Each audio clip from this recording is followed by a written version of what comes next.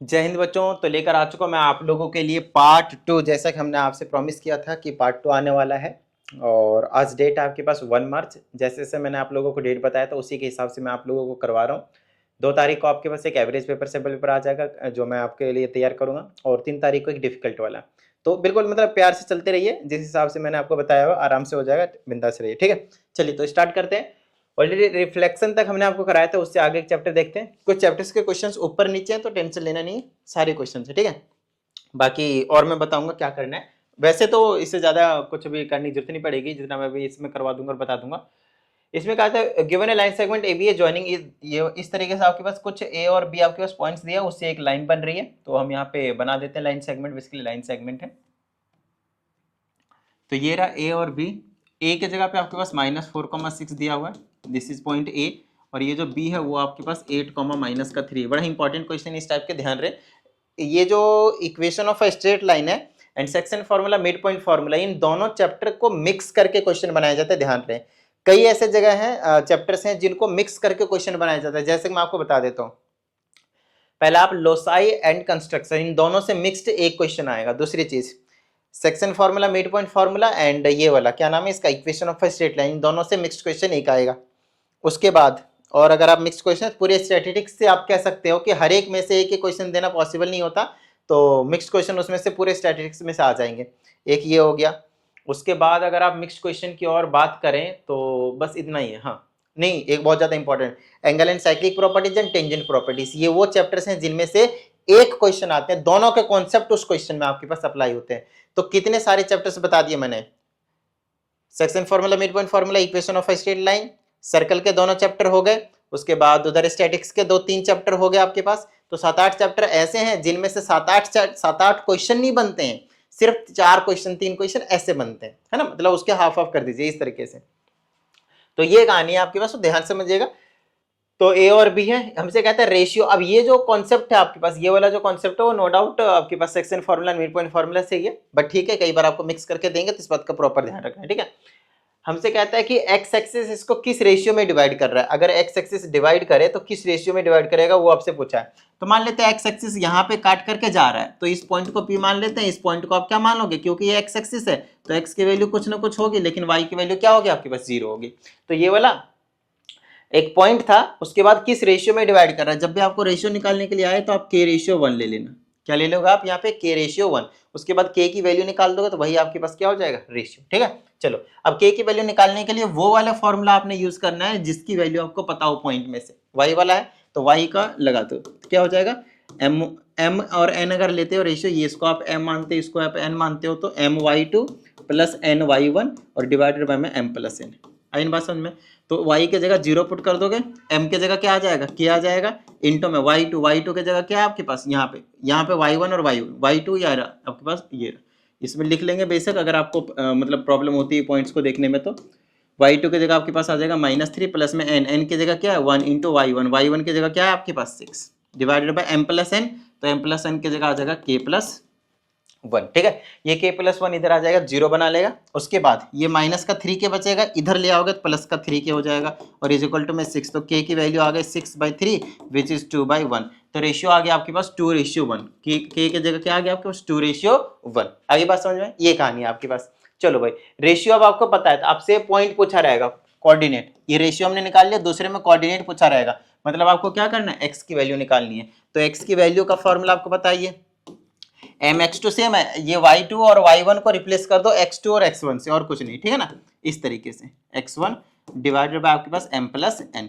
तो m की जगह क्या आ जाएगा भाई बताओ, m की जगह क्या आ जाएगा, m की जगह क्या है, के रेशियो 1 था पहले, अब 2:1, इसीलिए तो रेशियो हमने निकाल लिया, इसीलिए तो हम वो जो पॉइंट है आप निकाल सकते हैं आराम से। ठीक है ना, तो m की जगह 2 रख दीजिए, और x2 की जगह कितना है देख लीजिए, 8 है, प्लस में n के जगह 1 है, इंटू में x1 की जगह कितना है देख लीजिए, -4 divided by m plus n, मतलब 2 + 1, तो डायरेक्टली 3 लिख देता हूँ।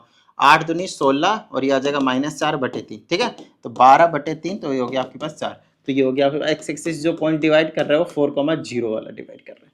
आई बात समझ में। ठीक है, अगले बोलते हैं लेंथ ऑफ ए बी। ये तो बिल्कुल पहले ही कर देते बिना कुछ किए। ए बी का लेंथ निकालते कैसे, डिस्टेंस फॉर्मूला का यूज करके, पता है ना। अगर आपके पास डिस्टेंस फॉर्मूला लगाना है तो x2 माइनस x1 का whole square plus y2 minus y1 का होल स्क्वायर, उसके बाद इसको क्या लेना होता है अंडर रूट में। ये हो गया a b, इसको a इसको b कह रहे हैं तो वैल्यूज को आप पुट कर सकते हैं। x2 की जगह माइनस का 3 है, माइनस x1 की जगह पे क्या है माइनस का 4, तो ये प्लस का 4 हो जाएगा। यहाँ पे बच्चों को ना वैल्यूज को पुट करने में प्रॉब्लम होती है। देखिए x2 के जगह पे, अरे सॉरी माय मिस्टेक मैं कह रहा हूँ बच्चों को प्रॉब्लम होती है, यहाँ मुझे प्रॉब्लम हो रही है, नहीं मैंने देखा गलत, इसलिए यहाँ पे बच्चों को पुट करने में प्रॉब्लम होती है। x2 माइनस x1 है ना, x को जगह x2 के जगह कितना 8, बीच में माइनस, x1 के जगह कितना -4, तो ये बना लेगा प्लस का 4, है ना, ध्यान से साइन चेंज करना है। प्लस में y2 की जगह माइनस का 3 है, बीच में माइनस, फिर y1 की जगह कितना 6 है तो 6 का स्क्वायर, ऐसे करना है, ठीक है। 8 4 12 का स्क्वायर करेंगे तो 44 हो जाएगा, प्लस में -3 -6 -9 होता है, और -9 का स्क्वायर जो होगा वो 81 होगा।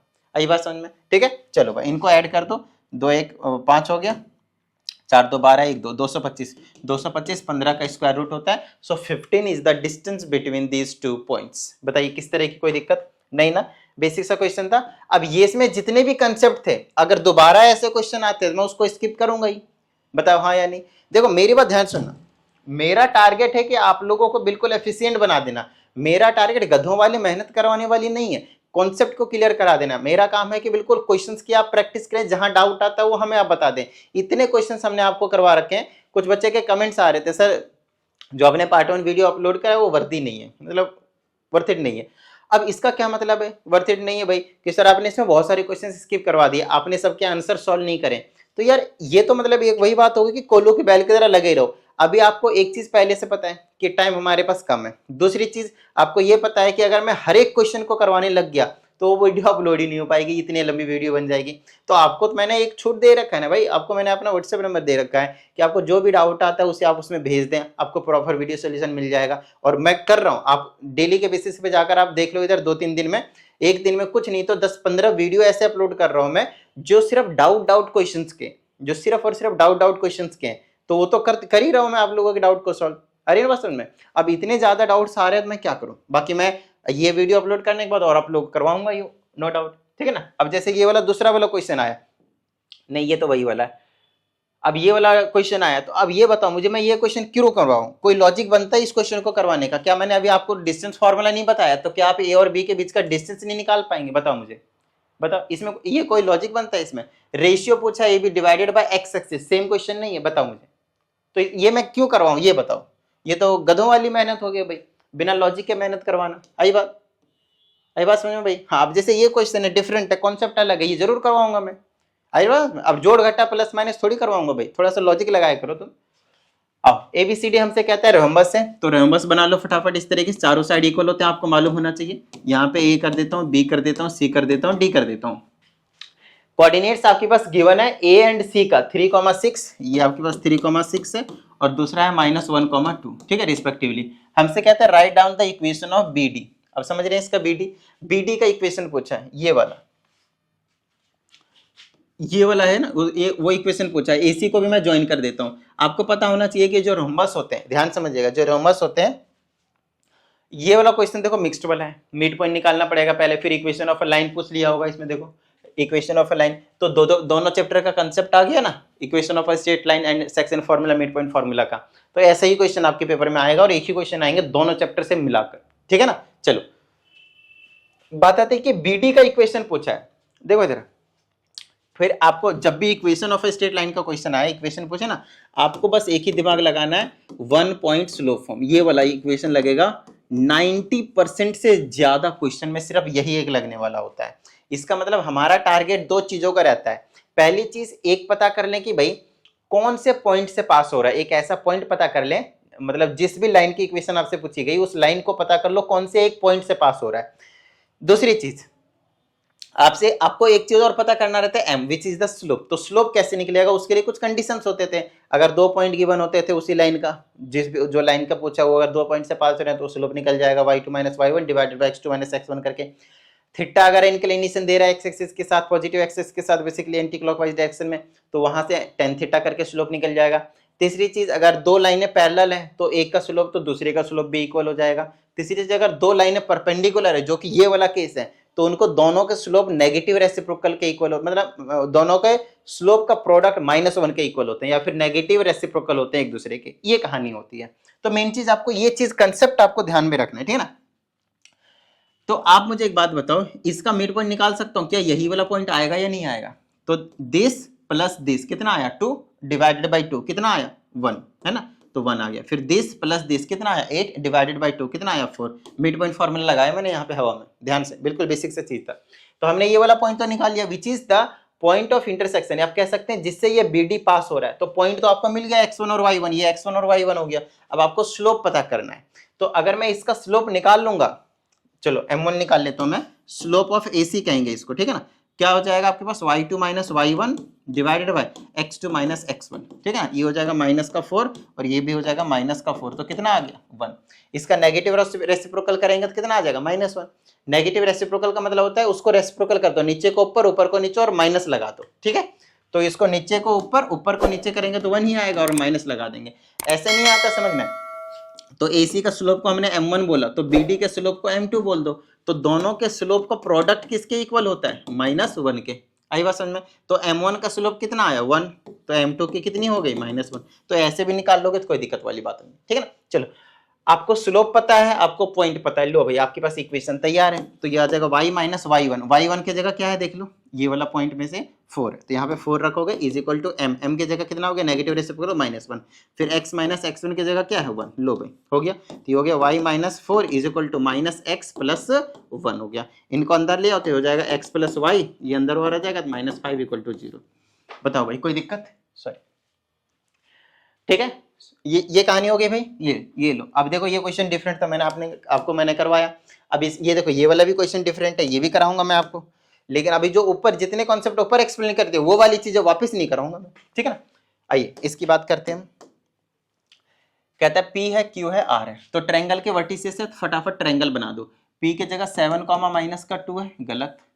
ये P के जगह पे 3, 4 है और Q के जगह पे 7, -2 है और R के जगह पे -2, -1, ठीक है ना। Vertices of the triangle PQR। हमें इक्वेशन बनानी median through point R। R से जो मीडियन बन रही है यहाँ पे PQR, इसको S बोल देता हूँ लेट से। अगर ये RS मीडियन है तो मीडियन क्या करता है 2 इक्वल पार्ट्स में डिवाइड करता है, जिस भी साइड पे वो गिरता है। आई ना बस समझ में। तो बस भाई काम बन गया हमारे पास, टेंशन ही फ्री।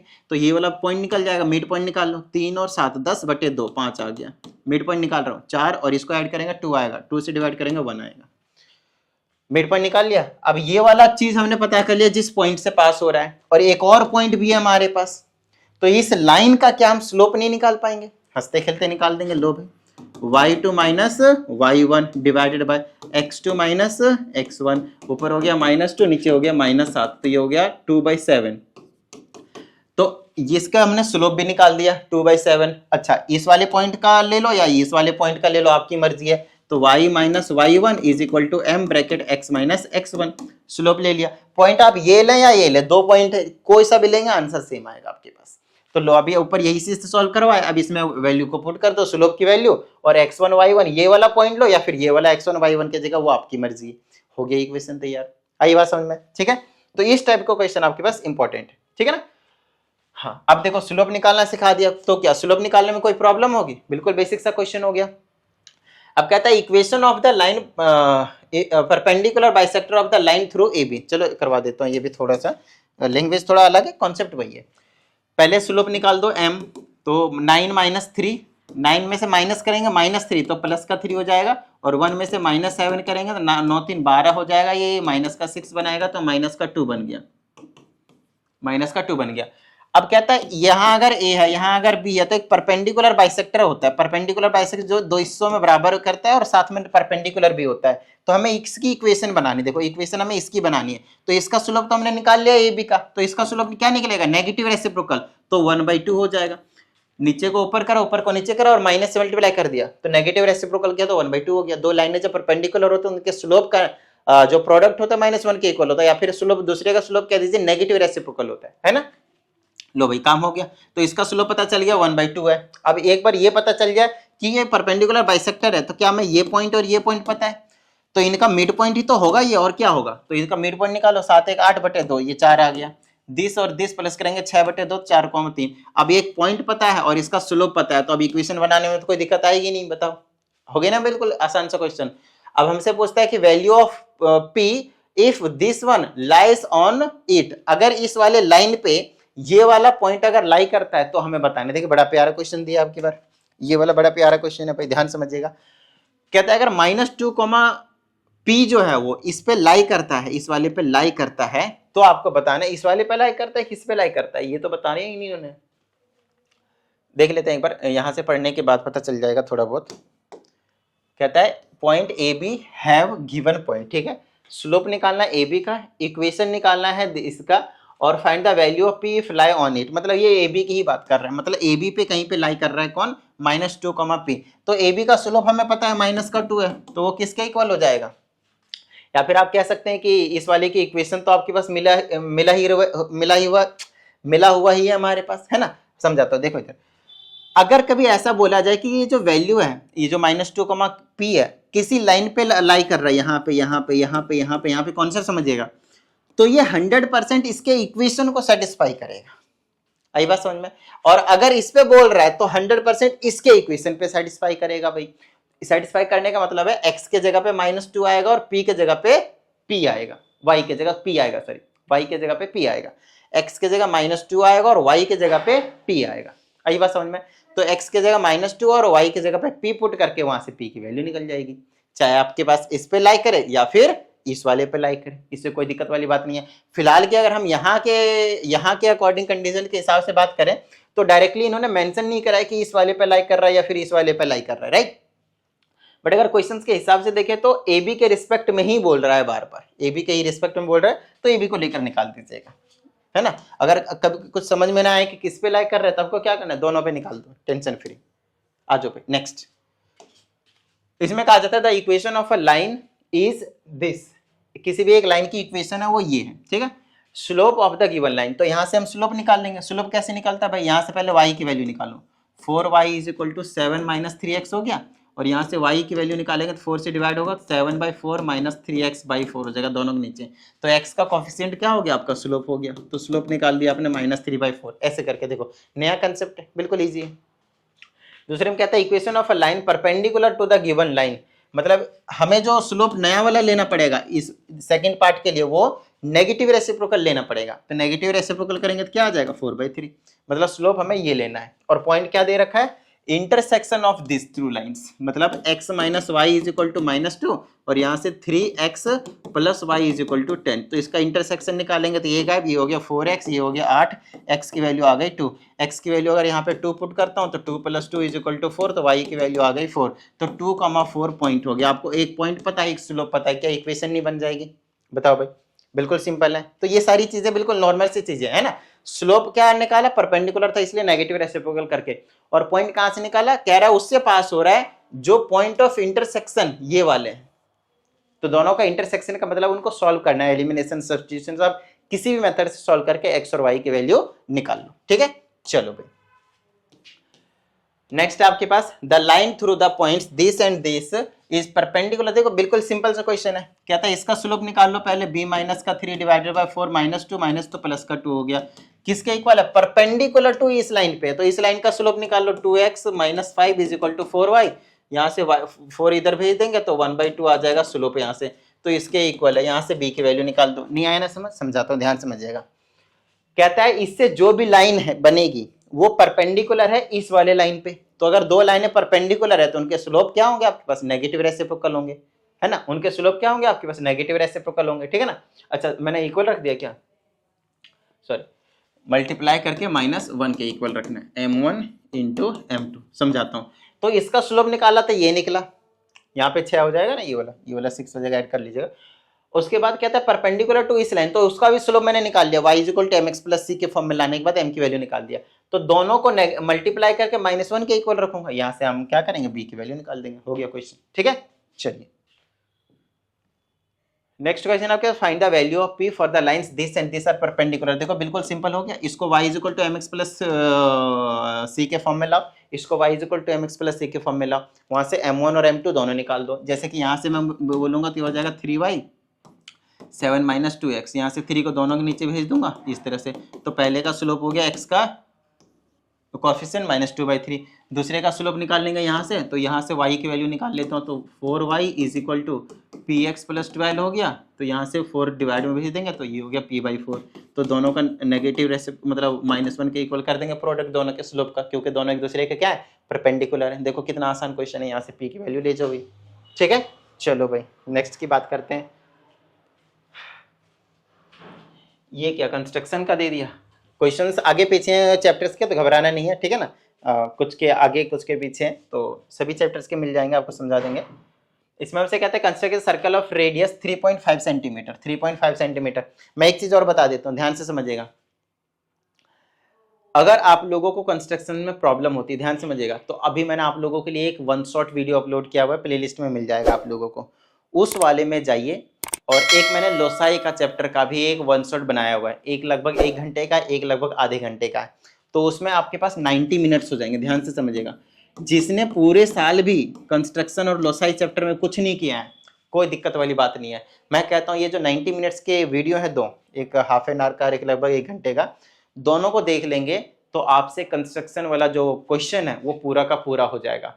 इस कंस्ट्रक्शन वाले क्वेश्चन में कुछ बच्चों का ये भी डाउट रहता है कि सर अगर क्वेश्चन आया, हमने बनाया, सब कुछ करेक्ट है, तो जो हमने स्टेप्स लिखने होते हैं, कंस्ट्रक्शंस के जो स्टेप्स लिखने होते हैं, तो क्या वो लिखना कंपलसरी होता है, जरूरी होता है? देखो कंपलसरी तो ऐसा नहीं है, क्योंकि अगर आपने देखा होगा मेंशन किया हुआ है उसमें, क्या नाम है, जो आपके पास स्पेसिमेन सैंपल पेपर आपके पास जो आया था, अभी रिलीज किया था आईसीएसई ने, उसमें आप लोगों ने देखा होगा कंस्ट्रक्शन का तो क्वेश्चन गिवन है आपके पास। तो जो कंस्ट्रक्शन का क्वेश्चन गिवन है उसमें स्टेप्स मेंशन नहीं है, लिखे हुए ही नहीं है, इसका मतलब कंपलसरी तो नहीं है भाई।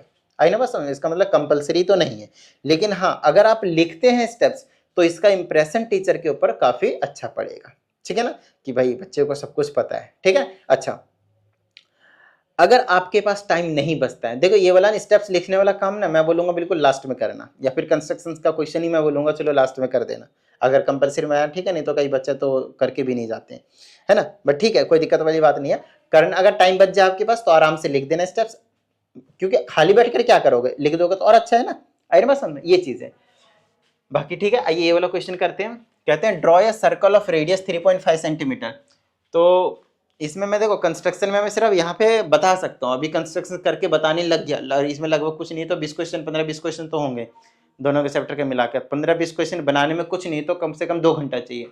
अब 2 घंटे में सिर्फ कंस्ट्रक्शन लोसाई में देंगे अब यहाँ पे तो दिक्कत हो जाएगी। ये काम और परफेक्शन तो आ ही जाएगी, वैसे तो मैं बनाऊंगा तो परफेक्शन तो आ ही जाएगी, लेकिन परफेक्शन आपके हाथ से आना जरूरी है, मेरे हाथ से नहीं। मैं तो यहाँ पे बिना उसके कंस्ट्रक्शन को एक्सप्लेन करूंगा, कोई दिक्कत वाली बात नहीं है। तो मैं 3.5 सेंटीमीटर मेजर करके इस तरह से और फिर क्या करूंगा, घुमा दूंगा तो सर्कल बन जाएगा मेरे पास। कहते हैं mark a point P outside at a distance of 6 centimetre. तो ये था 3.5 centimetre at a distance of 6 centimetre from the centre. कहता है सेंटर से 6 सेंटीमीटर, कहीं लगभग यहाँ होगा मान लेते हैं, वहां पे एक पॉइंट पी मार्क करना है। चलो ठीक है ना। कहता है कंस्ट्रक्ट द 2 टेंजेंट्स। अब 2 टेंजेंट्स ड्रॉ करने के लिए आपको क्या करना है पता है, ध्यान से समझना। यहाँ और यहाँ से मोर देन हाफ खोलकर 2 आर्क मान लेना, इस साइड से भी और इस साइड से भी, और जहां पे भी ये कट करे वहां पे ऐसे करके ज्वाइन कर देना, और जहां पे ये मीट करे उसको मान लो कि एम का नाम दे दिया। यहां से लेकर यहां तक, यहां से लेकर यहां तक, ये ना परपेंडिकुलर बाइसेक्टर है, मतलब ये वाला हिस्सा और ये वाला हिस्सा बराबर बराबर है, इक्वल इक्वल। अभी नहीं लग रहा है वो अलग की बात को, रेंडमली वैसे बना रहा हूँ ना मैं इसीलिए, है ना, विदाउट यूजिंग कंपास और रूलर, इसीलिए, है ना। अच्छा ये वाला मिड पॉइंट है, तो यहाँ से यहाँ तक का डिस्टेंस और यहाँ से यहाँ तक का डिस्टेंस क्या हो गया, इक्वल होगा, इसी को रेडियस मानना है। और फिर से एक सर्कल खींच देना ऐसे करके, यहाँ से यहाँ तक खोलो या फिर यहाँ से यहाँ तक खोलो, दोनों इक्वल रहेंगे। ठीक है, फिर ऐसे घुमा देना, इस तरीके से एक सर्कल बना देना आप लोगों को। फिर जहां पे ये इंटरसेक्ट करेंगे ना, वहां से आपको पॉइंट पी को ज्वाइन कर देना।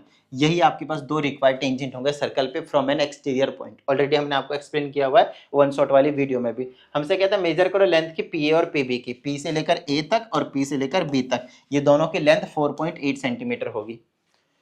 100% आएगी, इसकी टेंशन नहीं, वो आ जाएगी अपने आप, बस आपको सही से प्रॉपर बनाना है। ये इधर उधर नहीं हो, कुछ भी इधर उधर नहीं होना चाहिए, बिल्कुल परफेक्ट बनना चाहिए जैसे मैंने आपको बताया हुआ है। आई बात समझ में? ठीक है, आइए अगले क्वेश्चन की बात करते हैं। हमसे कहता है रूलर और ये बनाना है, सर्कल मार्क करना है from the external point P हाँ, तो ये वाला बिल्कुल सेम क्वेश्चन हो गया। एक्सटीरियर पॉइंट से फिर से वही दो टेंजेंट आपके पास ड्रॉ करने हैं और उनकी लेंथ को मेजर करना है, बिल्कुल सेम क्वेश्चन हो गया। आइए अगली की बात करते हैं। ये वाला प्यारा क्वेश्चन है, ये वाला क्वेश्चन कई बार आया हुआ है, ध्यान से समझना है, ठीक है ना।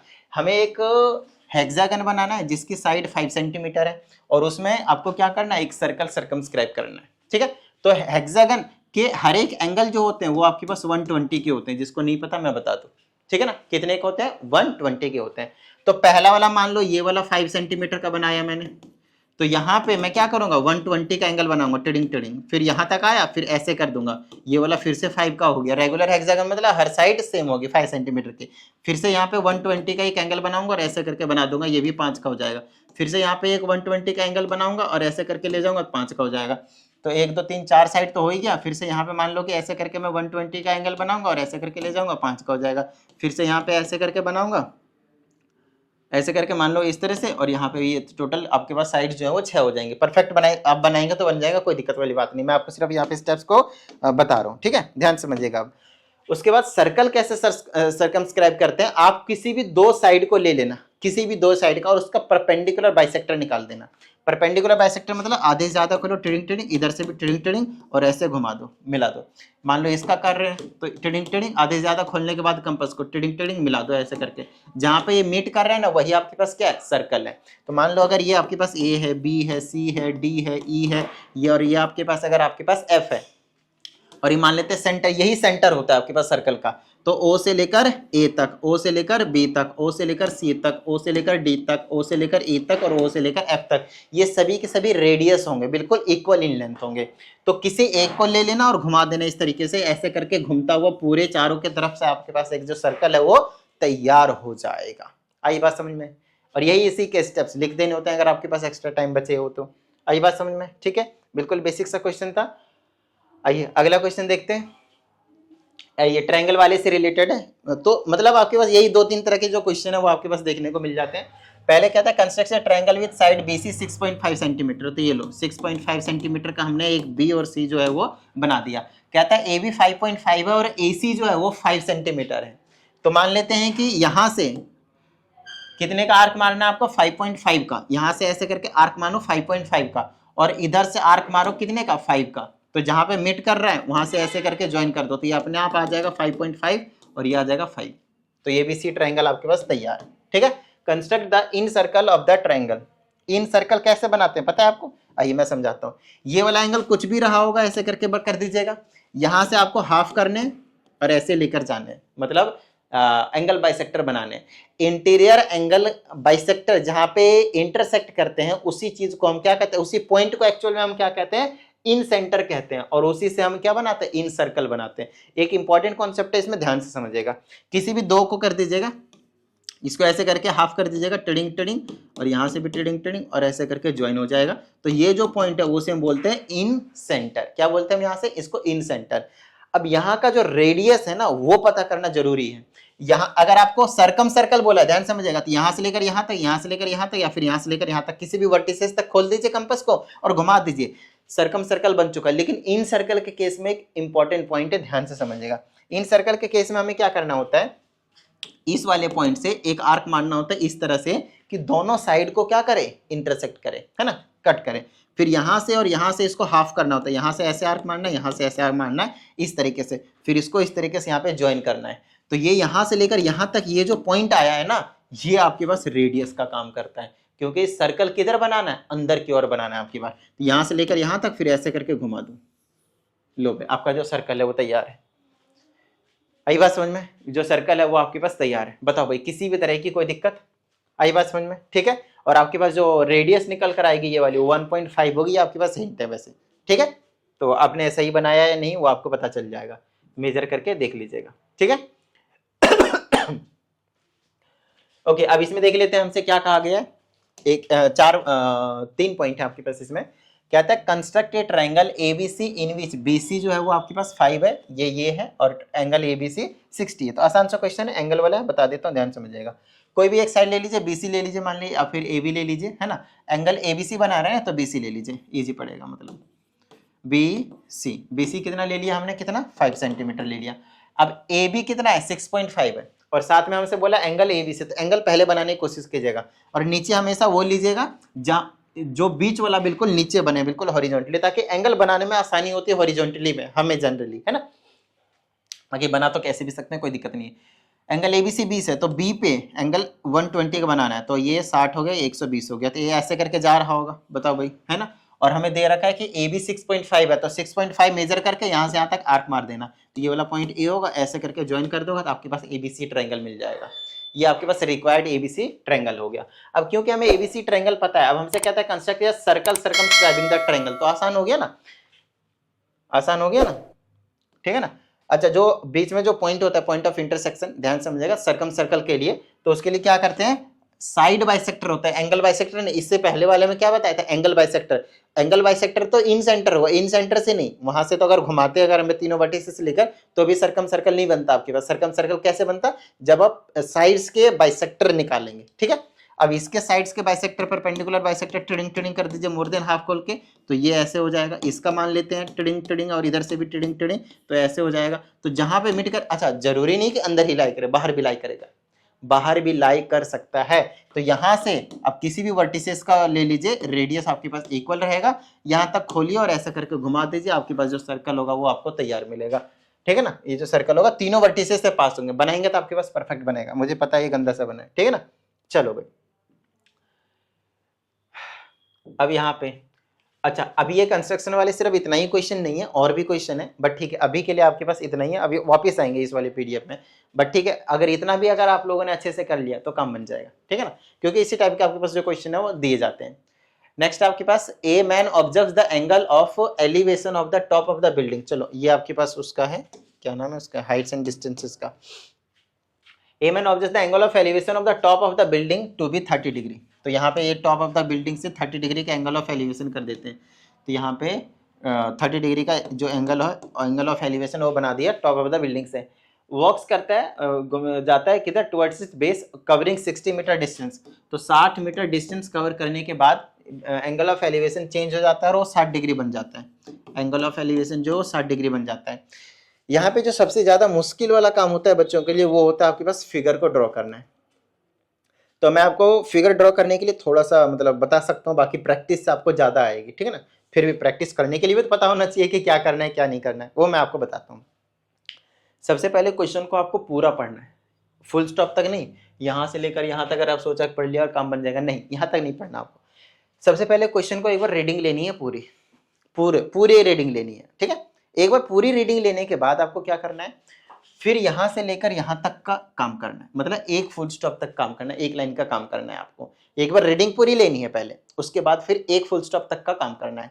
तो रीडिंग मैंने पूरी ले ली, उसके बाद हमें क्या करना है, एक पॉइंट का काम करना था, वो हमने काम किया कि एक बिल्डिंग है, उसके टॉप से एंगल ऑफ एलिवेशन नीचे बन रहा है आपके पास कितना, 30 डिग्री का बन रहा है। कितने का बन रहा है, 30 डिग्री, वो हमने बना दिया। कहते हैं 60 मीटर अगर हम बिल्डिंग की ओर जाते हैं, तो यहां से ऐसे ही तो जाओगे, यहां तक पहुंच गए, तो कहता है 60 मीटर अगर हमने कवर कर लिया, उसके बाद एंगल ऑफ एलिवेशन चेंज होकर 60 हो जाता है। तो इसका कंसेप्ट ध्यान रखिएगा, बिल्डिंग वगैरह टावर वगैरह कुछ भी होगा, उससे आप जितना ज्यादा दूर जाइएगा उतना एंगल कम होगा, और जैसे जैसे पास जाइएगा वो एंगल आपके पास क्या होगा, ज्यादा होगा। यहाँ पे बच्चे इसमें भी गलती करते हैं, कभी इधर 60 कभी इधर 30 लिख देते हैं, गलत हो जाएगा, ठीक है। नेक्स्ट, हमें बिल्डिंग की हाइट निकालनी है और कुछ नहीं, तो एच ले लेते हैं इसको, और उसके बाद का काम तो बिल्कुल बेसिक होता है, ABCD। उसके बाद का जो काम है आपके पास वो बिल्कुल बेसिक रहता है। हमने क्या ले लिया आपके पास, ABCD। देखिए अब यहाँ पे हमें क्या करना है भाई, अब इसमें हमें यहाँ पे क्या करना है, ABCD में हाइट ले लो। अब इसमें दो, हमेशा इसमें राइट एंगल ट्रायंगल लेना होता है। क्या लेना होता है हमें, राइट एंगल ट्रायंगल। तो ये वाला एक बार छोटा वाला ट्रायंगल ले लो, इस वाले डिस्टेंस को x मान लो। हमसे यही पूछा होगा कि हाइट ऑफ द बिल्डिंग कितना है, हाइट ऑफ द ये वाला h पूछा है। तो पहले छोटा वाला ट्रायंगल ले लिया, तो इसमें परपेंडिकुलर अपॉन बेस कर दो, सब कुछ लिखना है AB अपॉन BC। अभी मैं डायरेक्टली कर देता हूँ, h अपॉन में x, परपेंडिकुलर अपॉन बेस। तो 10 हो गया, 10 60 की वैल्यू √3 कर दिया, तो h की वैल्यू क्या आ गया आपके पास, √3 टाइम्स x, ठीक है। अगली चीज, अब की बार बड़ा वाला ट्रायंगल ले लो, ABD। पहले हमने कौन सा लिया, ABC, अब की बार कौन सा ले रहे हैं, ABD। बार बार आपको यही काम करने पड़ेंगे, बार बार आपको यही काम करना है, ठीक है ना। चलो, तो आपकी बार इसमें क्या है, परपेंडिकुलर अपॉन में बेस, बेस की जगह क्या है आपके पास, x + 60 इज इक्वल टू इस इक्वल टू कितना है आपके पास 10, 10 की जगह कितना 30, तो 10 30 की वैल्यू क्या आपके पास 1/√3। बताओ भाई किस तरह की कोई दिक्कत नहीं ना। चलो इधर उधर कर दो तो h√3 हो जाएगा is equal to x plus 60, कोई दिक्कत नहीं भाई। चलो यहाँ से h की वैल्यू निकाल दूंगा तो हो जाएगा x प्लस 60 डिवाइडेड बाई √3। तो ये सेकेंड इक्वेशन, ये भी h की वैल्यू ये भी h की वैल्यू इक्वल रख दो, दोनों वैल्यू को क्या कर दो इक्वल रख दो। कई बार ये भी रहेगा कि ये वाला डिस्टेंस पूछ सकते हैं आपसे, ठीक है ना।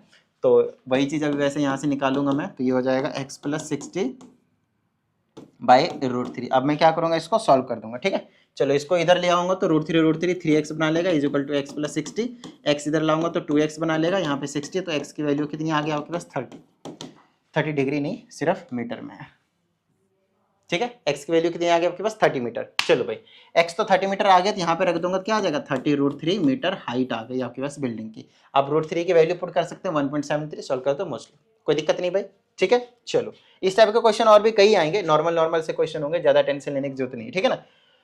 आइए मेन जो चीज है आपके पास फिगर, बच्चों से फिगर नहीं बनते, बट मैं फिगर आपके पास हर एक क्वेश्चन का बनाऊंगा, टेंशन नहीं लेना, ठीक है ना। बाकी कैलकुलेशन मैं आपको बताऊंगा वो आपको कर लेना है, ठीक है। चलो कहता है ये vertical pole and vertical tower, दो है, एक पोल है और एक आपके पास टावर है, दोनों सेम लेवल ग्राउंड पे है ना। रीडिंग एक बार पूरा लेना है आपको, मेरा क्या मैं तो बिना रीडिंग लिए भी कर दूंगा, है ना पूरा, ठीक है। अब ये कहता है from the top of the pole angle of elevation of the top of the tower is 60। अब इसका क्या मतलब है, top of the pole and top of the tower, दोनों के टॉप से जो एंगल ऑफ एलिवेशन बन रहा है वो 60 डिग्री बन रहा है। ये लो, दोनों के टॉप से जो एंगल ऑफ एलिवेशन नीचे जो बन रहा है वो आपके पास 60 डिग्री है। फिर हमसे कहता है angle of depression of the foot of the tower. अब ये कहाँ पे क्या फिक्स है वो आपको यहाँ पे नोटिस करना पड़ेगा। फिक्स क्या है वो देख लो, फिक्स है टॉप ऑफ द पोल, ये वाली चीज फिक्स है। वहीं से बोला है angle of elevation of the top of the tower, top of the tower से ये बना रहा है, और वहीं से angle of depression of the foot of the tower बोला होगा पक्का, देखो वही बोला ना, तो ये वाला हो गया। यहाँ पे एंगल ऑफ डिप्रेशन जो बना रहा है वो आपके पास, ये जो एंगल है वो आपके पास कितना है 30 डिग्री है। तो यहाँ से ये वाला ग्राउंड के साथ ये भी कितना आ जाएगा आपके पास 30 डिग्री। ये वाला जो चीज है वो आपके पास है पोल, और इधर वाला आपके पास क्या है टावर, कोई दिक्कत नहीं भाई, ठीक है ना। चले आगे, अब आगे देखो और भी कुछ बोला, if the height of pole is 20, तो ये वाला 20 हो गया तो ये भी 20 हो जाएगा, ध्यान से लो। अब ये वाला ट्रायंगल ले लोगे तो ये पता है तो ये बेस निकल जाएगा, जितना ये बेस होगा उतना ही ये वाला बेस होगा, है ना। अब ये बेस होगा, इस वाले को h ले लेना, तो ये और ये करके 10 वो दिस अपॉन दिस करके 1060 h निकल गया। h पता है हमने को, हमें निकालना क्या था वैसे, find the height of the tower, height की टावर निकालनी, यहाँ से h निकल जाएगा, h में 20 ऐड कर दो, √3 आएगा उसमें, वैल्यू पुट कर देना, तो आपके पास total height of the tower मिल जाएगा, ठीक है। मेन तो आपके पास फिगर है, इतना तो कर लोगे, ये भी बता दिया कैसे कैसे करना है, ठीक है। चलो अब नेक्स्ट है हमारे पास, इसमें कहा जाता है as observe from the top of 80 metre tall light house angle of depression बोला है, हाँ, of two ships of the same side in the horizontal line with the basis are 30 degree and 40 degree respectively. हमें दोनों ships के बीच का distance निकालना है, एक बार में हो जाएगा। यहाँ से कोई सॉरी यहाँ से जो कोई पर्सन है वो ऑब्जर्व कर रहा है दो शिप्स को, एक यहाँ पे है एक यहाँ पे है, दोनों ऐसे करके, एक जो 30 डिग्री जो दूर होगा कम एंगल बनाएगा, जो पास होगा वो ज्यादा एंगल बनाएगा, ठीक है ना। चलो इस वाले को x मान लो, इस वाले को y मान लो, इस टोटल को आपके पास हाइट मान लो, और कुछ गिवन है तो वो आपके पास देख लो, है ना। 80 मीटर का टॉल लाइट हाउस दिया हुआ है तो वो आपके पास 80 मीटर ही ले लो डायरेक्टली। अब सॉल्व कैसे करेंगे, हमें निकालना क्या है, हमें निकालना है distance between the two ships, मतलब x की वैल्यू निकालनी है, ठीक है। निकल जाएगा, सेम कहानी है, दिस अपॉन दिस करेंगे तो y मिल जाएगा। अब बोलोगे सर 1040 की वैल्यू निकालना सिखा दिया ट्रिग्नोमेट्री वाले लास्ट एक्सरसाइज में, अभी उसके लिए टेबल यूज करना पड़ेगा, तो वो वहां पे आप एक बार अच्छे से देखकर तो निकाल लेना। दिस अपॉन दिस करेंगे ये निकल जाएगा, फिर बड़ा वाला ट्रायंगल ले लेंगे ये वाला, तो दिस अपॉन में ये पूरा आ जाएगा तो उसमें x रहेगा, काम बन गया, x की वैल्यू निकल गई। बिल्कुल बेसिक सा कंसेप्ट लगाना है आपको और ज्यादा कुछ नहीं, ठीक है। चलो भाई नेक्स्ट आपके पास यहाँ पे A person standing on the bank of a river observes the angle of elevation of the top of a tree standing on the opposite bank is 60। तो यहाँ से ये ट्री है अपोजिट साइड में, यहाँ पे एंगल ऑफ एलिवेशन आपके पास 60 degree, यहाँ पे कोई पर्सन बैठा वो ऑब्जर्व कर रहा है। हमसे कहता है when he moves 50 metre away from the bank he finds the angle of elevation to be 30। कहता है अगर यहाँ से थोड़ा और दूर चला जाता है तो एंगल ऑफ एलिवेशन क्या हो जाता है 30 डिग्री।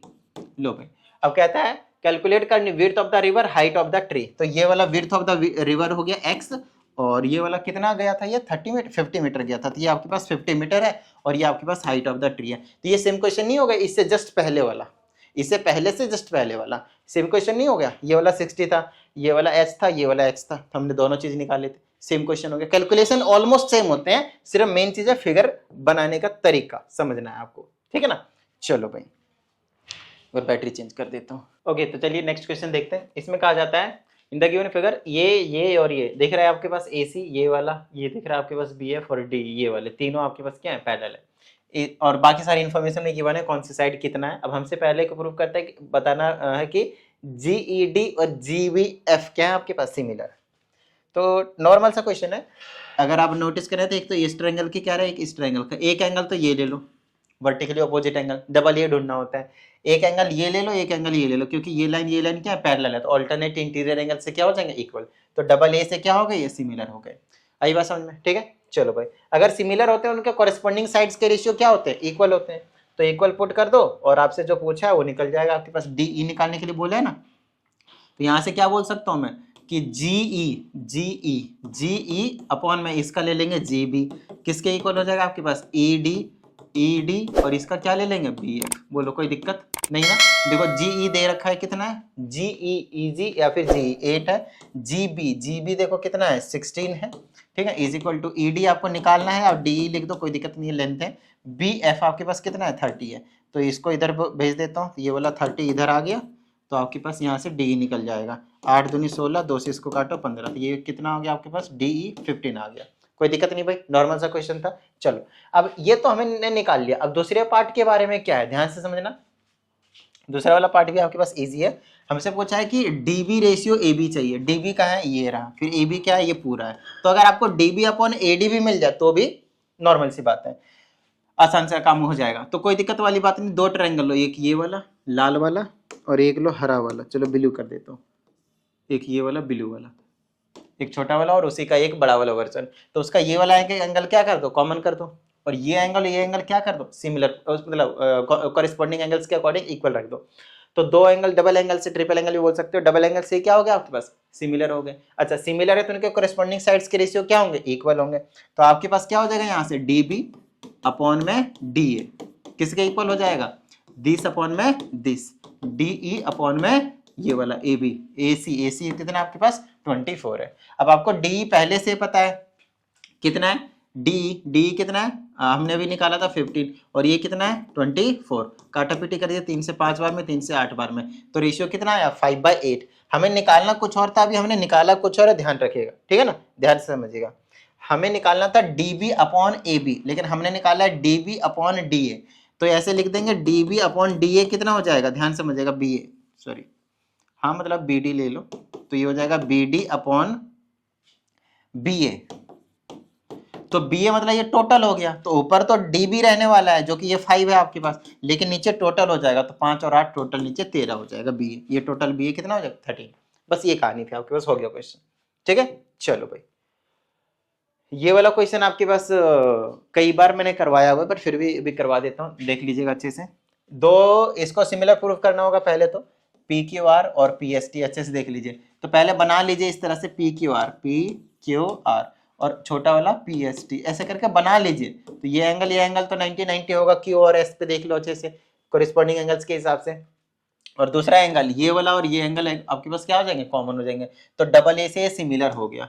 अब दूसरे में जो हमसे पूछा है उसको समझना ज्यादा जरूरी है, ठीक है ना, ज्यादा जरूरी है। हमसे कहता है एरिया ऑफ ट्रायंगल PQR, तो area of triangle PQR divided by area of quadrilateral किसका, SRQT का रेशियो पूछा है। तो एक चीज हमें पहले पता है कि SRQT तो अभी डायरेक्टली नहीं ला सकते, लेकिन अभी जो हमने दो ट्रायंगल को सिमिलर प्रूफ किया उनके साइड्स के रेशियो, मतलब एरिया का रेशियो अपने को मालूम चलेगा, है ना, कैसे, ध्यान समझिएगा। आप लिख सकते हो यहाँ से एरिया ऑफ, यहाँ पे लिख देता हूं मैं, एरिया ऑफ ट्रायंगल PST या फिर PQR ले लो, कोई दिक्कत वाली बात नहीं है। अगर आपने PQR ले लिया, area of triangle PQR divided by में एरिया ऑफ ट्रायंगल PST किसके इक्वल होगा, मालूम है ना आपके पास, इनके कॉरेस्पॉन्डिंग साइड्स के रेशियो के स्क्वायर के इक्वल होगा। तो यहाँ से पी क्यू ले लेता हूँ जिसकी वैल्यू मालूम है, और यहाँ से पी एस ले लेता हूँ जिसकी वैल्यू मालूम है 5/2। तो यहाँ से ले लूंगा 5/2 के स्क्वायर के इक्वल, तो ये हो गया आपके पास 25/4। ठीक है। अब देखो यहाँ पे 25/4 तो आ चुका है मेरे पास, जो कि इसका रेशियो है, लेकिन हमें पूछा इसका है, कोई दिक्कत वाली बात नहीं है। इस वाले को पीएसटी को, नहीं तो आप चाहे तो पीक्यूआर को तोड़ सकते हैं, मर्जी है। हमें चाहिए क्या पीक्यूआर, तो पीक्यूआर को नहीं तोड़ेंगे, किसको तोड़ेंगे, पीएसटी को तोड़ेंगे। किसको तोड़ेंगे, पीएसटी को। तो पीक्यूआर को मैं एज इट इज रहने देता हूं, लेकिन पीएसटी को मैं कैसे तोड़ूंगा, ऐसे तोड़ना है कि उसमें क्वाड्रिलेटरल एसआरक्यूटी की वैल्यू आ जाए। तो देखो पीएसटी को कैसे लिख सकते हैं पता है, टोटल ट्रायंगल, जो कि एरिया ऑफ ट्रायंगल पीक्यूआर होगा, है ना, उसमें से आप माइनस कर दो किसको, ये वाला क्वाड्रिलेटरल का, एरिया ऑफ क्वाड्रिलेटरल एसआरक्यूटी। बोलो कोई दिक्कत भाई। और ये किसके इक्वल है, देख लो अभी हमने निकाला है 25/4 के। बस हो गया काम। अब बिंदास, अब टेंशन मत लीजिए, अब हो जाएगा। अब बस ये देख लो, निकालना कौन सा ऊपर नीचे कौन सा रखना है, पीक्यूआर को ऊपर रखना है, एसआरक्यूटी को नीचे रखना है। तो मतलब क्वाड्रिलेटरल, एरिया ऑफ क्वाड्रिलेटरल एसआरक्यूटी से हमें न्यूमरेटर को भी और डिनोमिनेटर को भी डिवाइड करना पड़ेगा। तो इसको डिवाइड करूंगा तो ऐसे नजारा दिखेगा, area of triangle P Q R divided by area of quadrilateral S R Q T divided, whole divided by, इस पूरे के नीचे जाएगा तो इसके नीचे भी जाएगा और इसके नीचे भी जाएगा। तो यहाँ का नजारा दिखाएगा area of triangle P Q R divided by area of quadrilateral S R Q T, ठीक है, माइनस इसके नीचे जाएगा सेम एसआरक्यूटी, तो कट जाएगा तो आ जाएगा 1, और इज इक्वल टू में क्या है आपके पास 25/4। ठीक है। अब यही तो चीज निकालनी थी हमें, देखो ये वाली चीज या फिर ये वाली चीज, दोनों सेम यही। तो ये सेम है, तो बार बार इतना लिखने से अच्छा इसको एक्स लेट कर लो, तो एक्स नीचे आ जाएगा x-1 इज इक्वल टू 25/4। बताओ इस यहाँ से क्रॉस मल्टीप्लाई करके एक्स की वैल्यू नहीं निकाल पाएंगे, और जो x की वैल्यू निकलेगी वही आपके पास रेशियो आ जाएगा। आई बात समझ में, इधर उधर कर दो, आपके पास x की वैल्यू आ जाएगी, वही आपके पास इनका रेशियो हो गया क्वेश्चन खत्म बात। बेसिक सा क्वेश्चन होता है, सिर्फ आपको समझने की जरूरत है। यहाँ पे भी वैसा ही बिल्कुल सेम क्वेश्चन देखने को मिलेगा, बस सेम क्वेश्चन देखने को मिलेगा, ज्यादा टेंशन नहीं लेना है। समझाता हूँ। कहता है in triangle PQR MN is parallel to QR। MN ये वाली जो साइड है इसके क्या आपके पास पैरेलल है QR के। हमसे कहता है PM/MQ, PM/MQ का जो रेशियो है वो 2/3 है। पहले फिर हमसे पूछता है MN/QR कितना होगा, ये तो MN/QR, MN/QR। देखो दिस अपन दिस दे दिया और दिस अपन दिस पूछ लिया, तो बेसिक सा क्वेश्चन पूछा है। आप क्या करो, ये जो छोटा वाला ट्रायंगल है वो, और ये जो बड़ा वाला मतलब PMN को सिमिलर प्रूफ कर दो ट्रायंगल PQR के। तो कैसे प्रूफ करेंगे, एंगल P को तो कॉमन कर दो, देख लो अच्छे से भाई, एंगल P को क्या कर दो, कॉमन कर दो। उसके बाद कॉरेस्पॉन्डिंग एंगल्स पे थोड़ी सी नजर घुमा दो, ये वाला एंगल पैरेलल है ना, तो ये एंगल और ये एंगल क्या होंगे, इक्वल होंगे, डबल ए से सिमिलर प्रूफ हो गए। और जब सिमिलर होते हैं तो उनके कॉरेस्पॉन्डिंग साइड्स के रेशियो क्या होते हैं, इक्वल होते हैं। तो जितना PM अपॉन में पूरा PQ हो जाएगा ना, PM अपॉन में दूसरा वाला ट्रायंगल का PQ हो जाएगा, वो किसके इक्वल होगा, MN/QR के, MN/QR के। हमसे पूछा ही वैल्यू है, हाँ MN/QR पूछा है ना, सॉरी मैं समझ यहाँ से क्या पूछ लिया, MN/QR की पूछा है। तो हमें ये निकालना है। तो PM हमें पहले से पता है कितना है, देखो PM कितना है 2 है, और MQ कितना है 3 है, लेकिन टोटल कितना हो जाएगा, ये 2 3 में डिवाइड है, टोटल कितना हो जाएगा 5। तो 2/5 किसका आंसर हो गया, MN/QR का। ठीक है, चलो एरिया ऑफ ट्रायंगल दोनों सिमिलर है, कौन कौन से, OMN देख लो अच्छे से, OMN और ये वाला पूछेगा दोनों, ये वर्टिकली अपोजिट एंगल, इसको alternative interior angle similar proof हो गए। अब हमसे एरिया निकालना है दिस अपॉन में दिस, तो कोई दिक्कत वाली में इसी का स्क्वायर हो जाएगा बेसिकली। अगर दिस अपॉन में दिस कर रहे हैं तो इसका बेस ये रहेगा, इसका बेस ये रहेगा, तो दोनों के कॉरेस्पॉन्डिंग साइड्स के रेशियो के स्क्वायर कर देंगे तो आपका काम बन जाएगा। ठीक है ना। तो दोनों ट्रायंगल का OMN ऐसे लिख लोगे आप, area of triangle OMN divided by area of triangle ORQ किसके इक्वल होगा, इनका कॉरेस्पॉन्डिंग साइड। तो कितना हो जाएगा, OM मतलब MN लो, जो हमें पता है वही तो लेंगे भाई, MN/QR का होल स्क्वायर। तो MN/QR 2/5 है, तो 4/25 हो जाएगा। ठीक है, चलो भाई फिर से वैसा ही टाइप का क्वेश्चन आपके पास अगेन आ चुका है, तो फटाफट देख लेते हैं क्या कहा गया इसमें। कहता है PQR एक ऐसा ट्रायंगल है, मतलब ट्रायंगल है, S is a point on any side S, सारी वैल्यूज गिवन है, साथ में हमसे ये वाले दो एंगल्स को इक्वल कहा गया है। तो अगर एक तो एंगल ये इक्वल दे रखा है, एक चीज आप क्या ढूंढ लेना है, सिमिलर वो कॉमन। तो दो एंगल से अपने पास ये वाला ट्रायंगल और ये वाला ट्रायंगल क्या हो जाएगा, सिमिलर प्रूव हो जाएगा। थोड़ा सा नजर मारने की कोशिश करो और समझने की कोशिश करो कि दो एंगल तो पहले से इक्वल है और एक कॉमन ढूंढना है आपको। बस ये वाला पी एस आर कहाँ है, पी एस आर ये वाला एंगल, और Q P R, Q P R बड़ा वाला, ये वाले आपके पास क्या है, आपके पास इक्वल है, दो एंगल इक्वल है। तो एक चीज क्या ढूंढना है, दोनों में आपके पास कॉमन ढूंढना है। ये वाला एंगल, एंगल आर आपके पास क्या है, कॉमन है। तो डबल ए से दोनों ट्रायंगल क्या हो गए आपके पास, सिमिलर हो गए। आई बात समझ में। उसके बाद आपके पास लेंथ निकालने के लिए बोला है, तो ट्रायंगल देख के कंफ्यूज मत होना, क्योंकि वहां पे कॉरेस्पॉन्डिंग साइड्स देखने में बड़ी प्रॉब्लम होती है बच्चों को। क्या जो नाम लिख दिया है ना, ट्रायंगल कौन कौन सा सिमिलर प्रूफ करना था, उनके साइड्स के रेशियो ले लेना आपके अपने, ठीक है ना, दिक्कत नहीं होगी फिर। यहाँ से पी क्यू तो वहां से एस पी, यहाँ से क्यू आर तो यहाँ से पी आर, और यहाँ से पी आर तो यहाँ से एस आर, ऐसे करके लेकर जाओगे। अब यहाँ से जो जो वैल्यूज दिया और क्या क्या निकालना, उसके अकॉर्डिंग हम काम करेंगे। हमें क्या क्या वैल्यूज दिया देख लो, क्यू पी 8 दिया है, आर पी दे रखा है, एस आर आर दे रखा है। हमसे निकालना है क्यू आर, तो क्यू आर किस में है देख लो, क्यू आर इसमें है, और एस पी वगैरह दे रखा है, नहीं तो ये वाला दे रखा है पी आर, है ना। तो ये वाला यूज कर लेंगे यहाँ से, और यहाँ से हम क्या कर लेंगे, क्यू आर निकाल लेंगे। तो क्यू आर तो आपको निकालना ही है, ऐसे ही रहने दो। पी आर आपको पता ही है 6 है, पी आर वापिस 6 है, और एस आर आपके पास 3 है। तो 6 6 36, 3 12 काट देंगे तो 12 आ गया आपके पास क्यू आर। लो भाई क्यू आर निकल गया। और पी एस निकालना है तो आपके पास ये वाला यूज करेंगे, ये वाला यूज करेंगे। अब ये भी पता है, ये भी पता है, और एस पी भी आपके पास यहाँ पे दे ही रखा होगा। एस पी तो नहीं दे रखा भाई, एस पी या फिर पी एस दे दो भाई, नहीं दिया है। तो फिर कैसे निकलेगा, ऐसे निकलेगा, है ना। ये और ये इक्वल है, मजा नहीं आया भाई। एस पी नहीं दे रखा ना, पी एस नहीं दे रखा आपके पास, ये तो देना चाहिए था। खैर कोई बात नहीं, देख लेते हैं एक बार।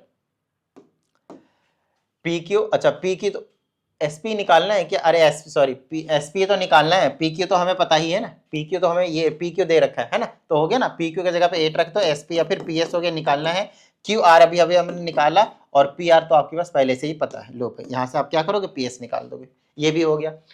और इनका अगर रेशियो निकालना है तो दोनों के साइड्स के कोरिस्पॉन्डिंग साइड्स के रेशियो का स्क्वायर की इक्वल रख दोगे, एरिया ऑफ दोनों के ट्रायंगल का रेशियो का आपके पास आ जाएगा, एरिया ऑफ ट्रायंगल का रेशियो। कोई दिक्कत नहीं, बिल्कुल आसान आसान से क्वेश्चन भाई। तो ये वाले जितने भी कंसेप्ट आपको करवा रहे हैं, इनको जरूर कर लेने हैं, बिल्कुल नॉर्मल से होते हैं, और बड़े ही प्यारे प्यारे से क्वेश्चन होते हैं आपके पास। आई बात समझ में, ठीक है। चलो भाई अब यहाँ पे क्या बोला है, फटाफट देखते जाओ। पहले में फिर से वही सिमिलर प्रूफ करना है, टीपीएस और टीआरक्यू को। टीपीएस का है वो देखते हैं, टीपीएस बड़ा वाला, और टीआरक्यू को। इसमें है ना बच्चों को प्रॉब्लम होती है एंगल ढूंढने में, तो ध्यान से समझिएगा, मैं आपको समझा देता हूँ। दोनों ट्रायंगल में एक एंगल तो ये वाला कॉमन है, टी वाला, जो कि सबको दिख जाता है तुरंत, सबसे पहले उसी पे नजर जाती है। लेकिन कहाँ नजर नहीं जाती है, वो मैं आप लोगों का वहां पे नजर भेजवाता हूँ। देखो इधर, क्योंकि देखो ट्रायंगल को ना इस हिसाब से लेना है, टीपीएस और टीआरक्यू। यहाँ पे बच्चे ना गलत ट्रायंगल से बना देते, कॉरेस्पॉन्डिंग साइड के हिसाब से नहीं देखते। टीपीएस है, टी से पी और फिर एस है, टी से पी फिर एस है, और दूसरा में टी क्यू आर, तो इधर से नहीं आना, इधर से जाना, टी आर क्यू है। तो यहाँ पे और ये वाली चीजें आपके पास इक्वल होंगे, मतलब ये एंगल और ये एंगल आपके पास इक्वल होना चाहिए, या फिर ये एंगल और ये एंगल इक्वल होना चाहिए, और वो इक्वल है, ठीक है ना। पहला एंगल टी वाला तो कॉमन कर दोगे, फिर आप बोलोगे angle T R Q is equal to this angle, angle TPS. बोलो सर रीजन तो बता दो, बताते हैं। देखो इधर आप अच्छे से देखो, पी क्यू आर एस को दिख गया, ठीक है।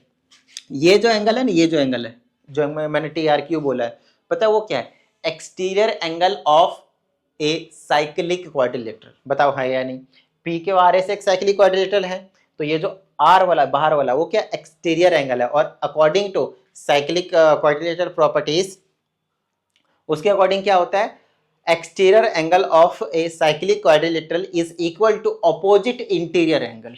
मतलब इसका ये जो एक्सटीरियर एंगल है उसके अपोजिट इंटीरियर एंगल के इक्वल होता है। तो ये दोनों को इक्वल प्रूफ कर दिया, तो आपने यहाँ पे सिमिलर प्रूफ कर दिया। लो भाई ठीक है। अब दूसरे में हमसे क्या कहता है, एसपी निकालना है। जब ये सारी चीजें पता है तो इनके कॉरेस्पॉन्डिंग साइड से लिख दो, वहां से मत लिखना, यहाँ से लिख लेना, टीपी अपॉन में T R, is equal to P S upon में R Q is equal to T S upon में टी क्यू। लो भाई हो गया काम। यहाँ से आपको क्या निकालना है, एस पी। यहाँ से क्या निकालना है भाई आपको, एस पी। तो एस पी देखो ये है, तो ये वाला चूज कर लेंगे। और हमें क्या क्या पता है, टीपी पता है, टीपी पता है मतलब ये यूज करेंगे, आर क्यू पता है मतलब ये यूज करेंगे, टी आर पता है मतलब ये यूज करेंगे। तो आपको पता है, सही चीजें पता चल गई, ये पता है, ये पता है, ये पता है, ये चीज यहाँ से क्या करोगे, TP S P S P S P S P, ये वाला ये चीज निकाल दोगे। और ये भी पता है, ये भी पता है, ये भी पता है, क्रॉस मल्टीप्लाई करके, बिल्कुल बेसिक सा क्वेश्चन। उसके बाद अगले वाले में देखो क्या पूछा है, हमसे पूछा area of P Q R S, find the area of quadrilateral P Q R S. देखो ये भी बड़ा ही आसान सा क्वेश्चन है, ये बहुत ही ज्यादा आसान सा क्वेश्चन है, ध्यान से समझिएगा। तो इसके लिए आप क्या करो, दो ट्रायंगल ले लो पहले तो, जो जो बोला है यहाँ पे पीटीएस, बड़े वाले का एरिया दे रखा है। तो ये जो छोटा वाला ट्रायंगल है वो और बड़ा वाला ट्रायंगल है, उनका एरिया का रेशियो पहले इक्वल कर दो। तो यहां से हम क्या करेंगे, एरिया ऑफ ट्रायंगल ये वाला ले लो टी आर क्यू, और डिवाइडेड बाय में area of P TPS, triangle TPS. ठीक है, किसके इक्वल होगा, उनके कोरिस्पोंडिंग साइड्स के रेशियो के इक्वल। तो कोई सा भी कोरिस्पोंडिंग साइड्स का रेशियो ले लो, मान लो यहां से ये ले लेते हैं TP upon T R, TP 18 और टी आर 6, तो 3/1। तो ये 3/1 का स्क्वायर के इक्वल हो जाएगा, तो ये 9/1 हो जाएगा आपके पास। आई बात समझ में, तो ये 9:1 के इक्वल हो गया। ठीक है, अब देखो यहाँ पे टी आर क्यू आपको निकालना है, टी आर क्यू नहीं चाहिए, टीपीएस पीटीएस हो या टीपीएस हो, दोनों एक ही बात है, एरिया 27 है। तो इसका एरिया तो आपके पास 27 है, देख लो। तो इसके जगह आप क्या कर दो 27, इसको उधर ले जाओ, तो area of T R Q निकल जाएगा, area of triangle T R Q, ये हो जाएगा 27 इंटू 3 का स्क्वायर 9। तो यहाँ से आपने 27 में 270, उसमें 27 कम कर दो, तो मल्टीप्लाई करोगे तो आपके पास area of T R Q आ गया। अब बात है सर वो तो आ गया लेकिन दूसरा नहीं आया। लो भाई, आपको अगर टोटल पता है, ये वाला आपको अगर टोटल एरिया पता है जो कि टी आर क्यू है, नहीं टीपीएस था, पीटी, लेकिन ये कैसे पॉसिबल है, टी आर क्यू का एरिया ज्यादा आ रहा है, इसका मतलब ये 1/3 आना था, मैंने ऊपर नीचे कर दिया क्या, टी आर 6 है, टीपी 18 नहीं आया, तो 3 ही था, रखा भी यहाँ पे उसी के हिसाब से ही था। मैंने एक बार फिर से चेक कर लेता हूँ मैं, T R Q divided by में टीपीएस, ठीक है, टीपीएस रखा था, और टीपीएस का एरिया ये दे रखा है, और इनके कॉरेस्पॉन्डिंग साइड कौन कौन से रखे थे वो देख लो। कॉरेस्पॉन्डिंग साइड्स हमें रखना है टीपी तो उसमें था ही नहीं, जब तो गलत किया, जब तो यहाँ पे गलत किया। चलो अभी फिर से बता देता हूँ, ध्यान से समझिएगा। यहाँ पे रख देता हूँ मैं एरिया ऑफ ये वाला टी आर क्यू छोटा वाला, बड़ा वाला रख देता हूँ एरिया ऑफ ट्रायंगल टीपीएस। तो इनके कॉरेस्पॉन्डिंग साइड्स कौन कौन से होंगे वो देख लो अच्छे से। टी आर क्यू में से टी आर क्यू या फिर टी क्यू क्या पता है वो देख लो, पहले तो कॉरेस्पॉन्डिंग होने चाहिए, है ना। तो टी आर पता है क्या हमें, देख लो अच्छे से, टी आर पता है क्या हमें, टी आर पता है। चलो तो दूसरे का क्या होना चाहिए था, पीटी।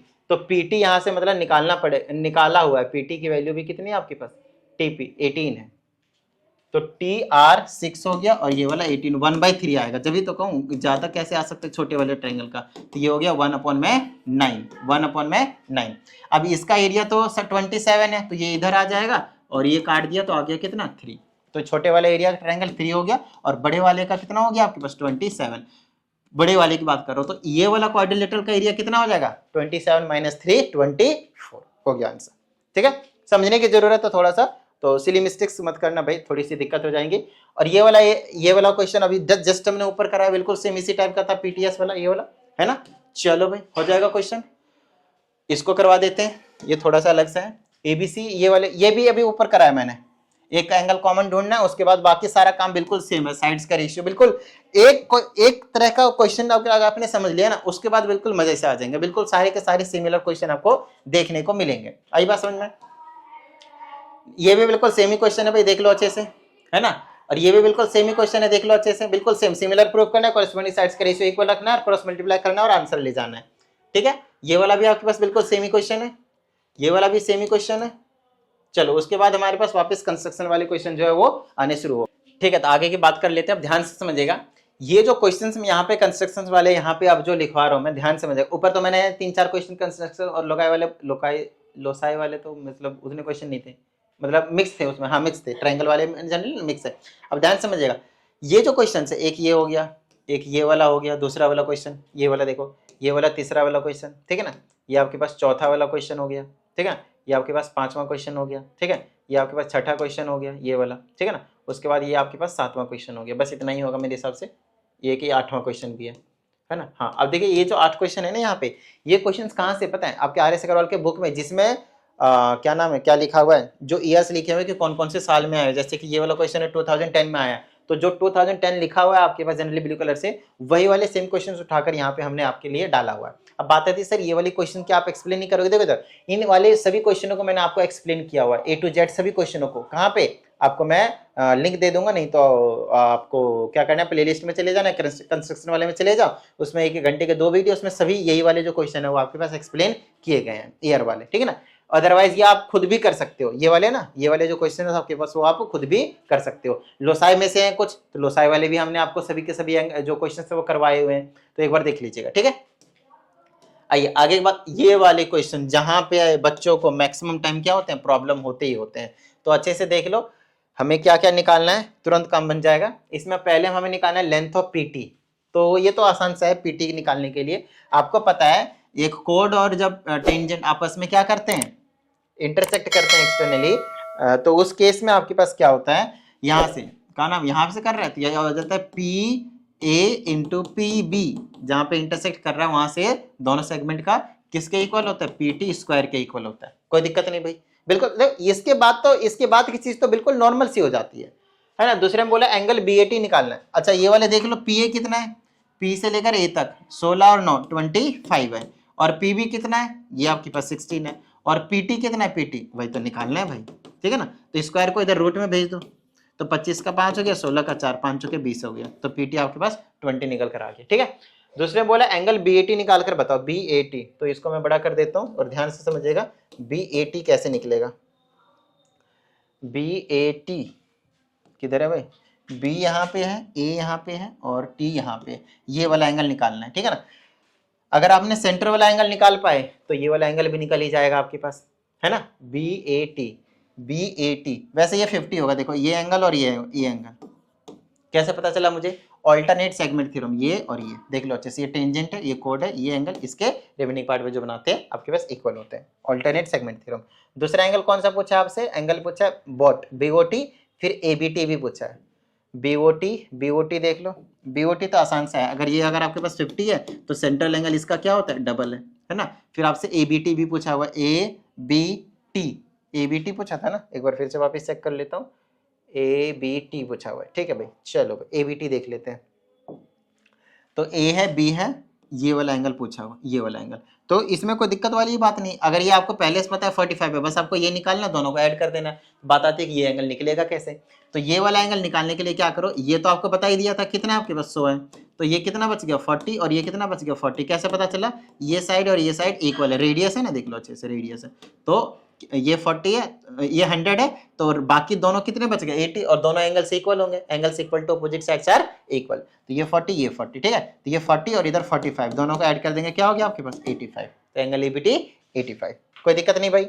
चले आगे, बिल्कुल नॉर्मल से क्वेश्चन आएंगे इसमें, देखो अब ये वाला क्वेश्चन आ गया, ऐसे ही क्वेश्चन आएंगे बिल्कुल नॉर्मल से। इसमें हमसे क्या क्या पूछा है, एक बार क्वेश्चंस को जरूर रीड कर लेना, क्योंकि उसमें कई बार एक्स्ट्रा इन्फॉर्मेशन जो है वो आपके पास गिवन होते हैं, ठीक है। चलो कहते हैं in the given figure O is the centre of the circle, CE आपके पास टेंजेंट है, और कहता है एबीडी 26 है, तो हमें बीडीए निकालना है, बीडीए, चलो बीडीए है ना पहला वाला जो निकालना है, बीडीए, तो चलो भाई बीडीए निकालना शुरू कर देते हैं।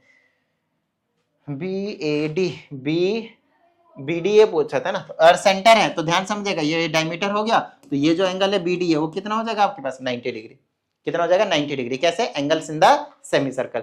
फिर बीएडी भी पूछा आपसे, तो बीएडी देखो ये 90 है और ये आपके पास 26 है, दोनों को ऐड कर दो, एंगल सम प्रॉपर्टी से ये निकल जाएगा बीएडी 54 आ जाएगा, कोई दिक्कत नहीं भाई। चलो दोनों एंगल एक साथ हमने निकाल दिए, और कौन से एंगल पूछे वो एक बार देख लेते हैं, सीएडी ओडीबी,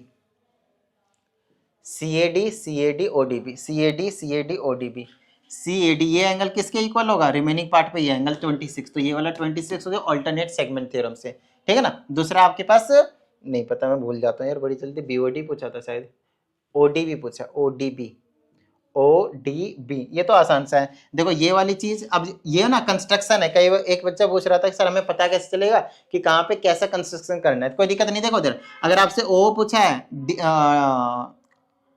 क्या पूछा था मैं भूल गया, हाँ ओडीबी पूछा है, तो ये वाला एंगल, तो यहाँ तो अगर साइड ना दिया हो तब भी आपको क्या करना पड़ेगा, कंस्ट्रक्शन करने की जरूरत पड़ेगी ही पड़ेगी, राइट, तभी तो ओडीबी निकलेगा। अब ये और ये आपके पास क्या है, रेडियस है, तो बस फिर ऑपोजिट एंगल्स भी क्या होंगे आपके पास, इक्वल होंगे, तो ये भी 26 हो जाएगा। कोई दिक्कत नहीं भाई, चले आगे। चलो भाई हो गया क्वेश्चन। क्वेश्चन आपके पास बिल्कुल छोटे छोटे आएंगे, सिर्फ आपको सभी के सभी थ्योरम्स के स्टेटमेंट जो है वो आपको मालूम होने चाहिए, फिर आपसे क्वेश्चन धड़ाधड़ बनना शुरू हो जाएगा। इसमें हमसे दो एंगल निकालने, एडीसी सीएबी, और कुछ इंपॉर्टेंट पॉइंट्स दिया है नहीं, तो सभी चीजें पता है। दो चीज निकालने हैं, एडीसी सीएबी, एडीसी सीएबी, पहले इनको मैं मार्क कर दूं, एडीसी सीएबी, एडीसी CCAB, ये दोनों एंगल आपको निकालने हैं। तो नॉर्मल सा क्वेश्चन है, इस वाले आर्क को ध्यान से देखो, AC आर्क को, AC आर्क यहाँ पे एंगल बना रहा है 62 का, और AC आर्क ही यहाँ पे एंगल बना रहा है, तो ये भी एंगल हो जाएगा 62, angles in the same segment. दूसरा कौन सा निकालना है आपका, ये वाला एंगल निकालना है, ठीक है। चलो अब ये वाला एंगल कैसे निकलेगा भाई, इसको थोड़ा सा ध्यान से आपको समझना है। ओके, अब ये वाला आर्क देखो, BC को, BC आर्क को देखोगे तो ये एक एंगल यहाँ बना रहा है, ये वाला। अब देखो यहाँ पे कंस्ट्रक्शन करने की जरूरत पड़ गई, ये हो गया, और ये वाला एंगल दोनों इक्वल होंगे, बस देखना है भाई, नॉर्मल सा काम करना है, तो ये एंगल और ये एंगल इक्वल होंगे, तो ये एंगल निकालना आसान है। बोलो कैसे, क्योंकि देखो ये जो BA है वो क्या है, डायमीटर है, और डायमीटर है तो ये वाला एंगल कितना होगा, angles in the semi circle, तो ये हो गया 90, तो ये वाला 62 हो गया, तो इधर 8 और 20, ये बच गया 28, तो ये जितना एंगल होगा उतना एंगल ये होगा 28। लो भाई हो गया क्वेश्चन। तो क्वेश्चन आपके पास कुछ सेकंडों का ही होता है, सिर्फ आपको थोड़ा सा समझते हुए चलते चले जाना है। अगले वाले क्वेश्चन में भी देखते हैं कुछ कुछ गिवन है या फिर नहीं, सारी साइड्स वगैरह दिए हैं। इसमें कहता है टू कॉर्ड्स है ABAC इंटरसेक्ट कर रहा है एक्सटर्नली, तो आपको पता है इंटरनली इंटरसेक्ट करे या फिर एक्सटर्नली इंटरसेक्ट करे, पॉइंट ऑफ इंटरसेक्शन से उनके सेगमेंट्स, जैसे कि पहला हो गया EC इंटू ED, किसके इक्वल होगा, EA इंटू में EB। जिनको नहीं पता प्लीज जाकर एक बार अच्छे से वीडियो को देख लीजिए कॉन्सेप्ट वाले, तब अच्छे से पता चल जाएगा आपको। यहाँ पे ये भी पता है EC जो कि 2 है, ED नहीं पता, ED नहीं पता, लेकिन अगर इसको मैं x मानता हूं तो ये 2 + x हो जाएगा, 2 + x हो जाएगा। EA आपके पास 3 है, EB 3 और 5 8 हो जाएगा। यहाँ से क्या आप x नहीं निकाल सकते, इसको गायब करो यहाँ से और इसको काट दो, तो 4 बार में कट गया, 4 × 12, 12 में से 2 माइनस करो 10, तो x की वैल्यू 10 आ गई, which is the length of CD, हो गया क्वेश्चन CD। आई बात समझ, बिल्कुल बेसिक से क्वेश्चन पूछे जाएंगे, ज्यादा कोई टेंशन लेने की जरूरत नहीं, ठीक है। चलो भाई अगले क्वेश्चन पे आ जाते हैं। इसमें हमने QOR निकालना है, QOR ये वाला, तो ये तो बहुत ज्यादा आसान क्वेश्चन दे दिया भाई, ध्यान समझना। और दूसरा QSR पूछा है, ये भी क्वेश्चन बड़ा ही आसान है भाई। देखो इधर मैं बताता हूँ, आपको पता होना चाहिए कि रेडियस टेंजेंट मीट करते थे, टोटल एंगल कितने होते हैं 90, ये टोटल एंगल कितने होते हैं 90। इसको नोटिस करो, इसको ये क्वाड्रिलेटरल है, क्वाड्रिलेटरल के चारों एंगल का सम 360, तो 90 गायब कर दो, कितना बच गया 180 मतलब ये और ये मिलाकर 180 होंगे, तो अगर ये 70 है तो ये कितना होगा 110, सप्लीमेंट्री होते हैं ये दोनों एंगल, ठीक है। चलो अगर ये 110 है तो रिमेनिंग एंगल कितने बच गए 250। अब ये वाले आर्क देखो, ये वाला आर्क सेंटर पे 250 का बना रहा है, तो रिमेनिंग पार्ट पे कितने का बनाएगा, तो 250 का हाफ 125। लो भाई सारे क्वेश्चन हो गए जो आपसे पूछा था, इसमें एंगल्स हो गए मतलब, ठीक है। चलो तो नेक्स्ट देखिए आपके पास इसमें क्या कहा जाता है। इसमें हमारे पास in the given figure TP और TQ आपके पास दो टेंजेंट दिख रहा है आपको, सेंटर O है, और ये दो एंगल गिवन है BCQ और BAP, BCQ ये वाला और BAP, एक 55 एक 60 है। हमसे OBA पूछा है, OBA पूछा है, फिर OBC भी पूछा है, ठीक है, AOC भी पूछा है और ATC भी पूछा है। चलो भाई तो ये चारों एंगल हम यहाँ पे निकाल देंगे, अब इसको जूम करके हम आपको बता देते हैं, ठीक है, ध्यान समझिएगा। ये वाला एंगल कितना दिया भाई 55, आपको पता है जहाँ पे रेडियस एंड टेंजेंट मीट करते हैं तो ये वाला एंगल 90 होगा, तो ये बचा हुआ एंगल कितना बच गया भाई 35, बताइए हाँ या नहीं, 35 बच गया ना, ठीक है। चलो अगर ये 35 है तो ये तो रेडियस है दोनों, तो आइसोसेलेस ट्रायंगल प्रॉपर्टी से ये भी 35 हो गया, आई बात समझ में? ठीक है, चलो अब आपको पता है कि ये वाला एंगल 60 दिया हुआ है आपसे, है ना? चलो तो ये वाला एंगल कितना बच जाएगा आपके पास 30। अगर ये 30 है तो ये वाली एंगल कितना हो जाएगा आपके पास 30, क्योंकि ये और ये इक्वल है, आइसोसेलेस ट्रायंगल प्रॉपर्टी। ठीक है, चलो ये 30 और ये 35, तो टोटल कितना हो गया 65। तो ये 65 है तो इसका डबल नहीं होता सेंटर वाला एंगल, तो ये कितना हो गया 130। अगर ये 130 है, ये 90 है, ये 90 है, तो चारों एंगल का सम 360 होगा इसका। तो ये और ये 90 90 180 हो गया, इसको 130, ये वैसे भी सप्लीमेंट्री होता है, तो ये एंगल कितना हो गया आपके पास 50 डिग्री। बताओ भाई किस तरह की कोई दिक्कत हो गया ना? सारे एंगल जो निकालने थे सभी एंगल निकल के देख लो, अच्छे से आप नोटिस कर लो, ठीक है ना? आइए अगले की बात करते हैं। फिर से हमारे पास वैसे ही इसकी वैसे क्वेश्चन कितने हैं, 1 2 3 4 5 6 7 8 9 10 11 12 13 14 15 16 17 18 19 20 21 22 23 23 है। क्या बात है, बहुत सारे क्वेश्चन है। चलो कोई नहीं, करवा देते, सभी के सभी करवा देंगे, ठीक है, कोई दिक्कत वाली बात नहीं, क्योंकि ये जो क्वेश्चन है ना उसमें जनरली स्टूडेंट्स को ना प्रॉब्लम रहती ही रहती है, ठीक है ना? तो कोई टेंशन वाली बात नहीं है। आइए अभी हमने ये वाला करवाया था, अब ये वाला चीज करवा देते हैं, ये वाला क्वेश्चन। इसमें हम कहा जाते हैं given figure A B is 9, ये सारी चीजें गिवन है, इंटरसेक्ट करते हैं पी पे। तो पहले तो कुछ ट्रायंगल को सिमिलर प्रूफ करने हैं, तो कोई दिक्कत नहीं, हो जाएगा। ये वाला और ये वाला पी ए बी और पी सी डी देख लेते हैं भाई। पी ए बी है, सॉरी, ये वाला एंगल ट्रायंगल और ये छोटा वाला ट्रायंगल, कुछ पैरेलल वगैरह दिया है क्या, देख लो। पैरेलल वगैरह तो दिया नहीं है, ठीक है ना? तो कोई बात नहीं है, ध्यान से समझना। Find the length of C D, C D की तो बाद में निकाल लेना, पहले आपको यहाँ पे एक टेंजेंट वाले चैप्टर जो सर्कल का, वहां की एक छोटी सी प्रॉपर्टी लगानी है, फिर आपको मैं बताता हूँ क्या करना है, ठीक है ना? ध्यान समझिएगा। आपको एक चीज पता होना चाहिए कि जब दो टेंजेंट कह रहा हूं कोड इंटरनली इंटरसेक्ट करते हैं या फिर एक्सटर्नली भी कर सकते हैं, तो उनके कोरिस्पोंडिंग सेगमेंट का जो प्रोडक्ट होते हैं वो आपके पास इक्वल होते हैं। तो P से लेकर A तक इंटू P से लेकर D तक किसके इक्वल होता है? यहाँ पे इंटरसेक्ट कर रहा है तो P से लेकर B तक और P से लेकर C तक, ठीक है? चले आगे, ओके। तो P से लेकर B तक और इंटू में P से लेकर C तक। तो यहाँ पे कुछ और हो सकता है क्या, जो इन्फॉर्मेशन दिया तो यहाँ पे तीन साइड दिया हुआ है आपके पास, है ना? तो ये भी हमें नहीं पता एक्चुअल में, सही बात है। और सिमिलर भी हम नहीं कर पाएंगे क्योंकि उसके लिए हमारे पास एक ही एंगल है। एक और मैं सोच रहा था साइड्स मिल जाता तो मज़ा सा आ जाता, और मैं साइड की तलाश में था यहाँ पे, और साइड के नाम पे इन्होंने दिया भी नहीं है, तो एक चीज़ गायब कर रखा है। चलो देखते हैं, फिर पता करते हैं कि कैसे निकाला जा सकते हैं इसमें। सिर्फ 3 ही चीज़ आपके पास गिवन है, कोड्स इंटरसेक्ट एट पॉइंट पे, प्रूफ करना है PAB। तो इसका एक और, तो angles in the same segment वाली कंडीशन यूज कर लेते हैं, उस वाले एक प्रॉपर्टी को रहने देते हैं। PAB और PCD है ना, देखो इन दोनों ट्रायंगल को कैसे इक्वल प्रूफ करेंगे। एक तो आपके पास वर्टिकली अपोजिट एंगल ले ही लोगे, कोई दिक्कत नहीं है। दूसरा कौन सा एंगल बोल दो, पता है? ये वाला एंगल और ये वाला एंगल क्या रहेंगे आपके पास, इक्वल रहेंगे। बताओ भाई किस तरह की कोई दिक्कत? कोई दिक्कत वाली बात नहीं भाई, ठीक है ना? तो पहला वाला कौन सा हो गया, PAB, और दूसरा हो गया PCD। ये सिमिलर हो गए कैसे? ये वर्टिकली अपोजिट एंगल, ये वाला आर्क को देखो, ये इसने यहाँ पे एंगल को सबटेंड किया है और इसी ने ही आपके पास यहाँ पे भी एंगल सबटेंड किया है। आई बात समझ में? तो ये दोनों के दोनों एंगल क्या हो गए आपके पास, angles in the same segment से इक्वल। तो डबल एंगल से क्या हो गया, सिमिलर।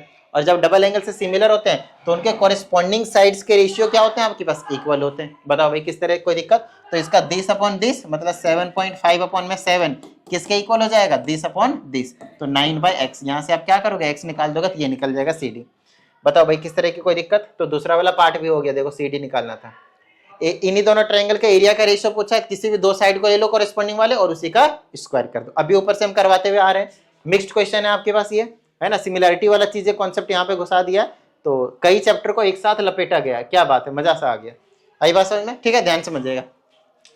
अब इसमें कहा जाता है इन the given figure O is the centre of the circle और AB आपके पास डायमीटर है और AC और BD आपके पास इक्वल है। ये वाला क्वेश्चन ना अभी डाउट में ही करवाया था मैंने, जहां तक मुझे याद है। बाकी एक स्टूडेंट ने ऑफलाइन क्लास में पूछा था तो वहां पे भी उनको करवाया हुआ ये वाला क्वेश्चन। तो ध्यान से समझिएगा इस वाली क्वेश्चन को, ठीक है ना? इसमें क्या पूछा है बाद में देखेंगे, हमारा टारगेट है सभी एंगल को निकालना, एक तरह से देख लेंगे, जितना जो जो एंगल होगा ना यहाँ पे बता देंगे, ठीक है, ध्यान से समझना। ये एंगल 72 है, सेंटर पे सबटेंड कर रहा है कौन, AC आर्क, ठीक है। चलो तो इस एंगल का हाफ हो जाएगा ये वाला एंगल 36 डिग्री, बोलो कोई दिक्कत, आसान सा, ठीक है। चलो 36 डिग्री हो गया, ओके। अब उसके बाद हम क्या कर सकते हैं वो चीज देखना है, ठीक है ना, ध्यान समझना। ओके तो अब ध्यान समझना है कि ये वाला एंगल हमने 36 तो निकाल ही दिया था। यहाँ पे एक इंपॉर्टेंट कॉन्सेप्ट लग रहा है, ध्यान समझिएगा। इसमें हमसे बता रखा है कि ये जो AC है और ये जो BD है वो दोनों के दोनों इक्वल है, और रिमेनिंग पार्ट पे अगर वो दोनों जो भी एंगल सबटेंड करेंगे वो इक्वल होंगे। इसे आप angles in the same segment कह सकते हैं कि इसी ने ही यहाँ पे भी बनाया एंगल और इसी ने अगर कहीं यहाँ पे भी बनाया होता है एंगल, तो ये दोनों एंगल आपके पास क्या होते हैं, इक्वल होते हैं। इसी ने ये एंगल बनाने का मतलब ये है कि इतना ही लेंथ जितना कोड ने वापस बनाया, तो ये वाला कोड और ये कोड इक्वल है, तो इसने जो भी एंगल बनाया वो और इसने जो भी एंगल बनाया ये वाला, वो भी आपके पास क्या होंगे, इक्वल होंगे। तो अगर ये 36 है तो ये वाला जो एंगल है वो भी आपके पास क्या हो जाएगा, 36 हो जाएगा।